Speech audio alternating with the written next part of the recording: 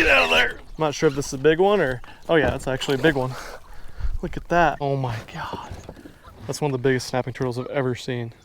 Here was the haul today.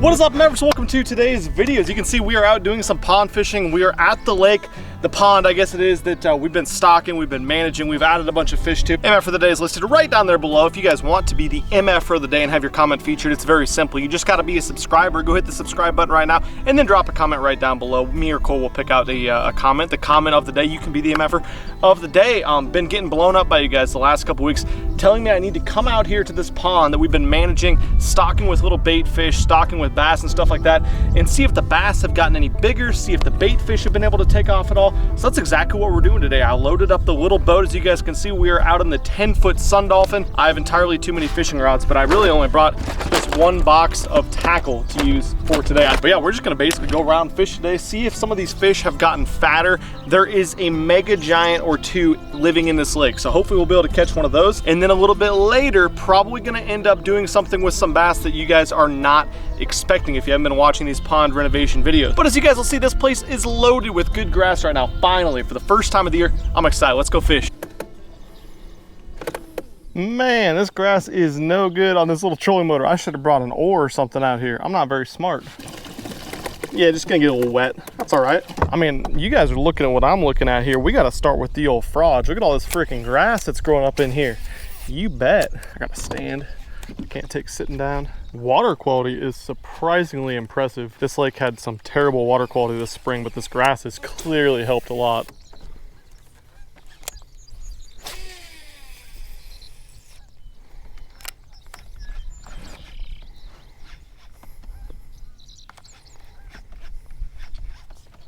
Oh my God!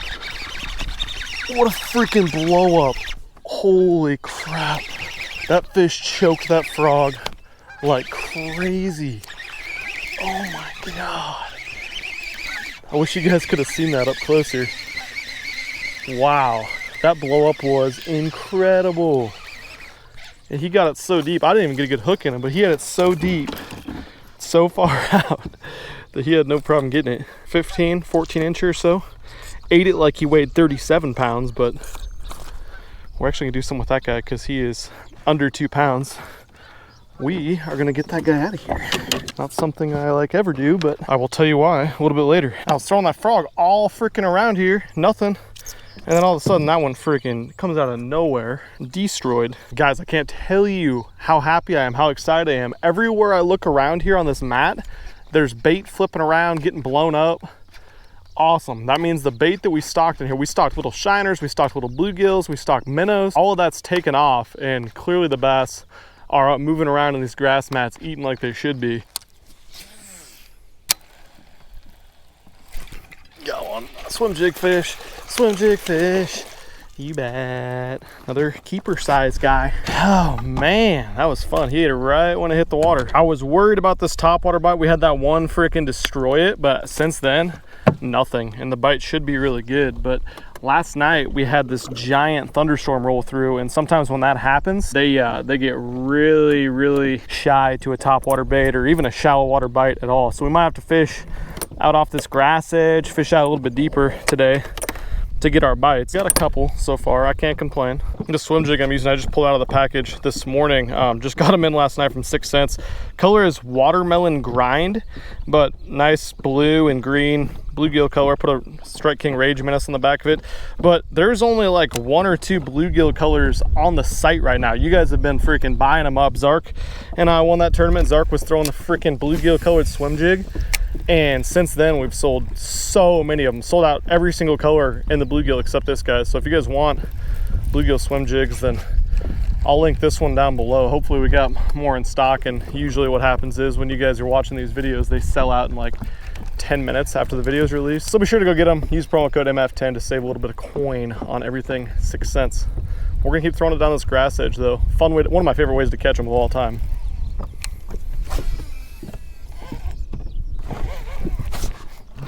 Get in here. You bet. Just tied on the old 10-inch worm. Did we get a big? Or does he just not know the drill? Oh, it's a pretty good size one. Appears to have choked it. Didn't think we get on a damn offshore bite here at the pond. Yeah, that guy's gonna be too big to keep. You bet. This is the type we're trying to grow. With frames like this, we'd like if they were a little bit more filled out. Yes, shit man, we still got the damn concave belly. Even though they're fight hard and they're a good time, just not growing them like we need to. So clearly need to keep removing bass from this lake. Get them back in there. So many people commented that we need to get this lake shocked. The problem is there's like nothing that resembles a boat ramp to bring a shocking boat. So maybe, you know, if you guys know someone that can put a shocker on the front of like a boat similar to this, or I don't know. I don't really know what's available. I know they usually use big like 16 to 20 foot flat bottom John boats with big platform up front to do the shocking. I don't even know how you would get that on this lake, but I'd really like to do that. Clearly though, we have more bass than food available if they're all built like that, or the majority so far.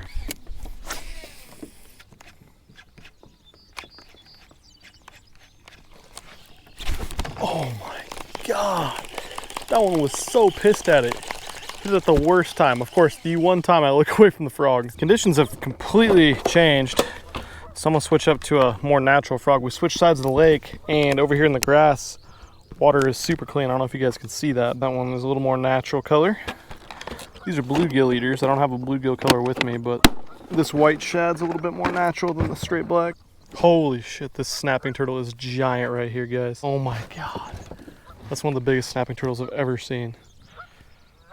Oh, he was coming right for the boat. He's right under us right now. I better bring those guys in too. He might think those guys are a nice little tasty treat.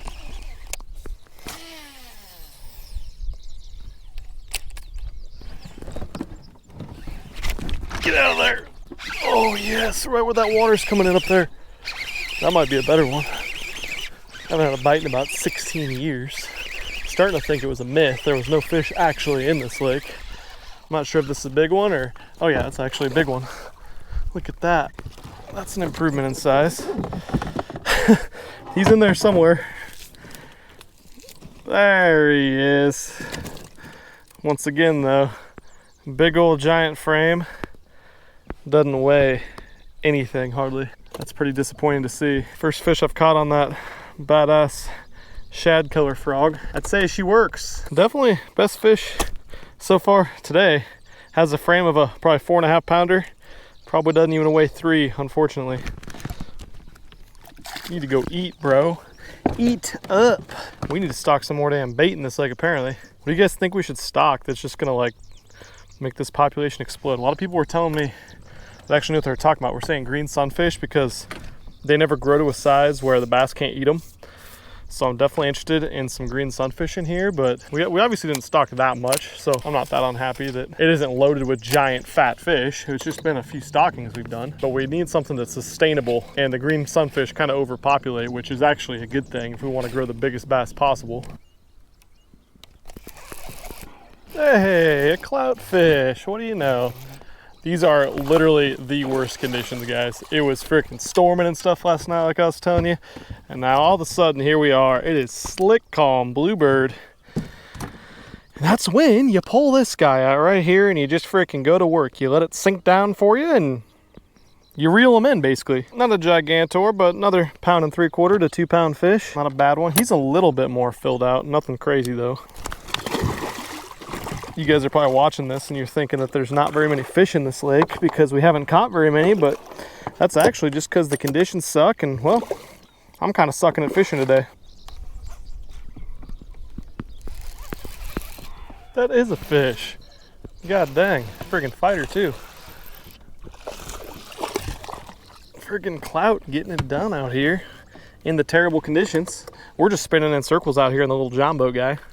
Sorry, not a John boat. I know I got yelled at for calling it a John boat. It's a crawdad boat cruiser guy. The problem with a lot of these stick worms in the market is, one, they're too soft, and so they freaking tear up and you can't catch any fish on them. This is literally the first one I've tied on. I've had 4 or 5 bites on. I think I caught 2 or 3 fish on it and still good to go. 2, they're very expensive. So I mean, like the Yamamoto Senko is the most popular one of all time, but shit, it's like $8 for a 10-pack. That's freaking crazy. I can't believe people pay that. And 3, the budget ones, if you go out and don't spend any money on them, they don't have any freaking action on them. And so you put them in the water, it just looks like a freaking turd.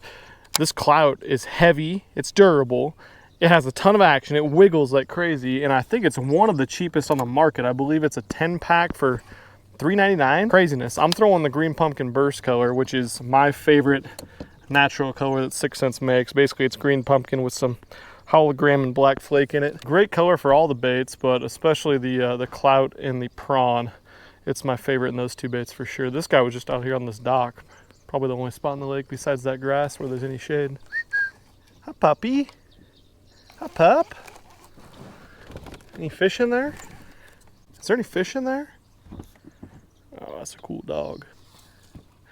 OG MFers probably remember way back when I fished here with Father Zach. This dog and his friend, hopefully his friend's still around, used to jump in the lake and swim out to us on the island. And then they would eat the fish. They would try to literally take them out of your hand. We threw them in the lake, they'd jump in after them, try to eat them. Yeah, you're just a fish lover, aren't you? Another one. Another one. There we go. They are chewing the damn clout. Can't stand it. Once again, though, more baby guys. Now, obviously, I'm keeping these bass because I'm trying to thin out this population so we can get some of the fish to grow bigger, eat more of that food in here. I'm going to show you guys in a little bit how to clean and cook these bass up, and they can actually be really good even this time of year, middle of the summer. Still rocking old clout number 1, as I showed you guys. Got them Texas rigged. I'm just working parallel to this grass line right here. Basically, you cast it out, give it a little semi-slack bow, and just keep an eye on your line. It's about 5 or 6 feet deep on this grass line, which is a good depth to fish this bait. Generally, don't like to fish it more than 10 feet or so because it just takes so long to get to the bottom. At that point, I'll probably put a flick shake on, just a little weighted jig head, and wig him racky style. But I just let it go to the bottom, and then I'll just give it a couple twitches, kind of lift up, see if there's a fish on the line. If no dice, we fire it out again. Kind of a boring way to fish, but truthfully a way you can catch fish when nothing else will get bit. Another one, another one. You bet. Freaking clout just sitting there doing nothing and going around trying to frog them, trying to catch them on a swim jig, 10-inch worm, the fun stuff, and then boom, just got to pick up a damn clout. Not throwing this on a spinning rod. You can throw on a spinning rod. I like the power of a bait caster, and like I said, this clout's heavy enough that you don't need spinning gear to cast it. So I throw it on my 7-foot medium heavy fast MF rod. This is a small 70 size Corrado, 8-to-1 gear ratio, and 12-pound test on this guy. 12's good. You can throw it on 8 or 10 or 6 even, but if you're going to be fishing on a lot of grass and timber and stuff where the fish can get wrapped up like we are today, I really like 12. I don't think the difference in line size really accounts so much for the fish being able to see the line as much as it gives the bait more action to have a more supple, lighter line. But again, we're fishing a little shitter pond. I don't really think we need to go to 1.5 pound test to get bit, hopefully. I thought we were gonna have to for a second, but we got them pretty dialed in now. God dang, there are so many big catfish up here. Just touched that one with my rod. I did not realize there was giant catfish in this pond. They are all up in this creek though. Total shameless plug, but it is freaking crazy some of the stuff you can see with these Waterland green lenses. Everyone's been telling me that's gone out and picked some of these up, but they're like the most high contrast lenses I've ever used. You can see so much underwater. Freaking just driving down this channel and there's catfish, big ass catfish everywhere. Well, it's hot and sticky and kind of miserable outside. Slick calm out here at the pond. Here was the haul today. Ended up with 6 small bass, all of them 2 pounds, 1.5 to 2 pounds. And like I told you guys last time that I kept a bunch of these bass, basically what has happened in this pond is I'm hearing freaking bait fish pop and smacking everywhere in this grass mat, which is awesome. We've stocked thousands of bait fish in this little couple acre pond right here in hopes that we can get some of these bass to be fatter, because that was the problem. They were too skinny. We had issues with that, with the goal in mind that we want to grow the biggest bass possible. Our goal is to grow a state record bass in this pond. Now in a little private body of water like this, you can control that a lot more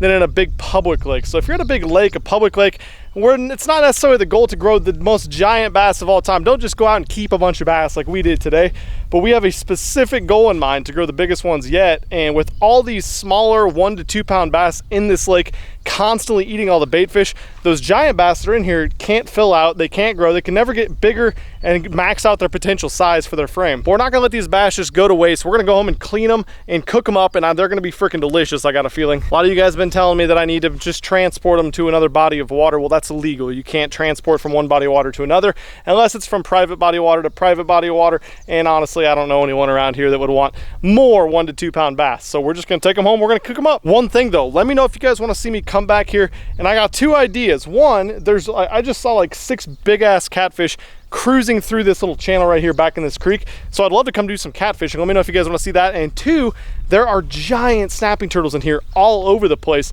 I've heard they're good to eat. So just an idea. If you guys want to see a giant monster snapping turtle catch and cook, drop a comment down below. Look at that. White meat, no red. You guys have been around for a while, know I'm not big on keeping bass or really keeping a lot of fish for that matter. I like to throw these fish back, let them grow bigger and everything, but that's just flat out been a problem with this pond. We got too many bass in there that are small, and they're just not getting any bigger no matter what we do. So obvious thing to do is just to get rid of as many of these smaller ones as possible, but it's getting to the point where I think it might be feasible to take a couple large specimens, 5 to 7 pound bass, and get them in there just so they have the opportunity to get some of that bloodline in there, because clearly something just ain't right with this lake.